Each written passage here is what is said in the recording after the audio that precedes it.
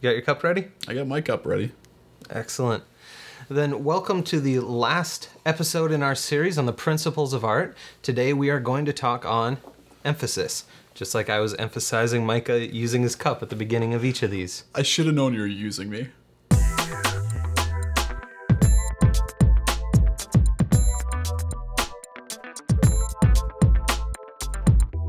Today we're talking about emphasis, and we're going to wrap up the last of our Principles of Art series. Yes. So, Micah, happy to use you anytime I can. Why don't you fill us in on what emphasis is? Okay, now let me start off with explaining.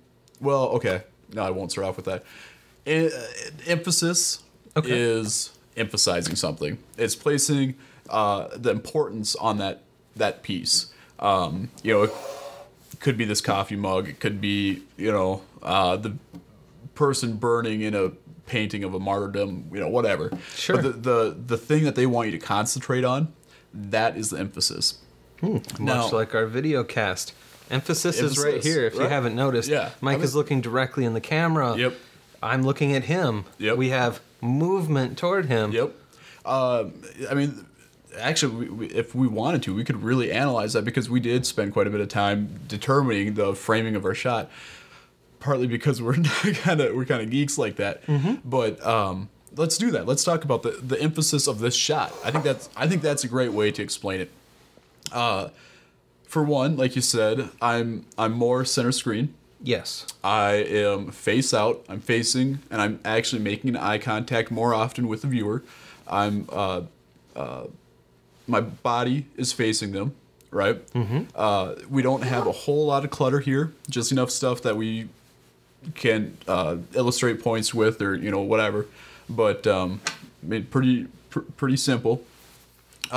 You're looking at me, so his eye line, his attention is focused on me, which will make you want to look at me. Mm-hmm. I'm also doing most of the gesturing. Unless you're talking, you don't see him like scratching or sitting real big, stuff like that, because that would draw attention to him. Yep. And over the timeline of the segment, I introduced it, I set it up, and I moved it to Micah. Exactly.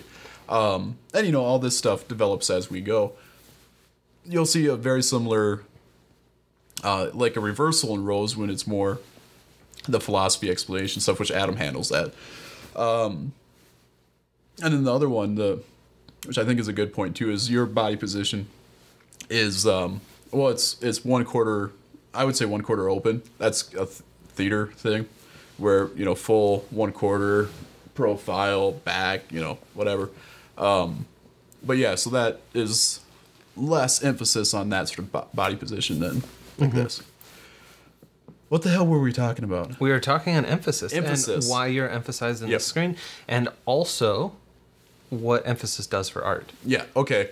So say you got a big painting. We'll go back to the martyr reference. You got a big painting. You got someone burning on a stake, a crowd, and then like some kids playing, watching. Okay, if you wanted to emphasize the atrocities of the Salem witch hunt, you could place the emphasis on the people burning at the stake and how horrible that is, right? Mm-hmm. Now, if you did something to shift that focus to the kids playing, that's a whole different message right there, because then it's about the atrocities of brainwashing in a violent society, Same elements, sure. Just a little bit different composition and just a different emphasis placed. Okay. And that is a huge, huge change in the message. Now, here's the reason why not everybody counts this as a principle of art. Okay. Because you achieve emphasis through the other principles. We've referenced this a number of times. Yep. When we were talking about rhythm, or actually this was when we were talking about variety. Variety. And we had all of the bathroom stall door sign guys, and the one that was different colored. That emphasis is achieved through variety. Yes. Or it can be achieved through scale. We talked about that. It can be achieved through movement. We talked about that with Mother Mary and the baby Jesus. I just kind of like saying baby Jesus.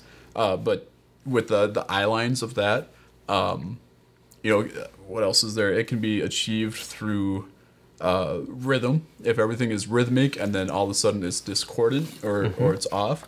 I'm looking at my cheat sheet to make sure I balance. Balance is a great way. Oh yeah. Because if we've got, everything's over here and then Back you got to our megalomaniac scenario here. Except for the one item over here. Or actually, we'll use my cheat sheet. So now we've got one item over on this side. That actually has emphasis because, first your eyes are going to go here. But because this is so set off by itself, it achieves emphasis. Through balance. Through balance. Rhythm, we talked movement, variety. Harmony, you don't really achieve emphasis through harmony because that's everything working together. Same with unity. Sure. And unity is such a weird concept anyhow. Although when we were discussing harmony and the elements that don't go, yeah. by not having harmony, you can have emphasis. But the thing is, you'd probably call that variety. Yes, you would.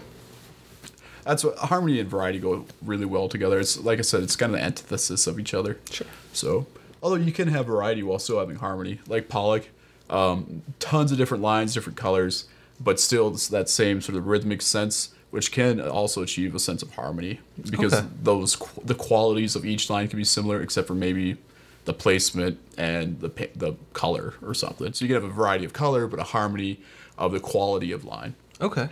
But and so that's why this is the 8th only sometimes principle. Personally, I don't count it because, like I said, I use balance or I'll use movement or whatever to create emphasis on a piece. And it doesn't seem to make sense to have an end result of a principle be a principle in itself. Sure. So, I don't know.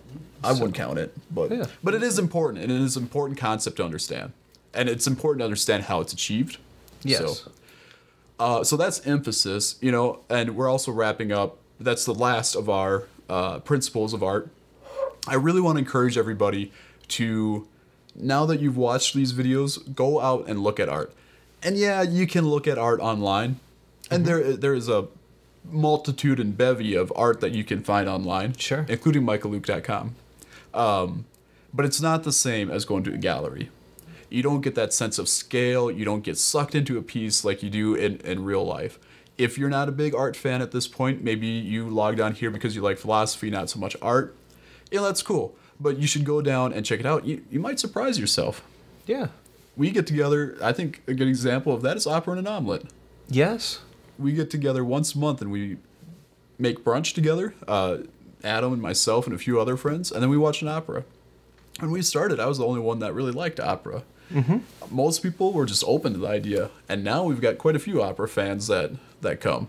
Just open yourself up to the experience. And now you've got a little bit more of a vocabulary. You've got more of an understanding to the foundations of art. And I would almost guarantee that you're going to enjoy art more. Okay. Leave us a comment. Hit us up on our website. And come back for our next series.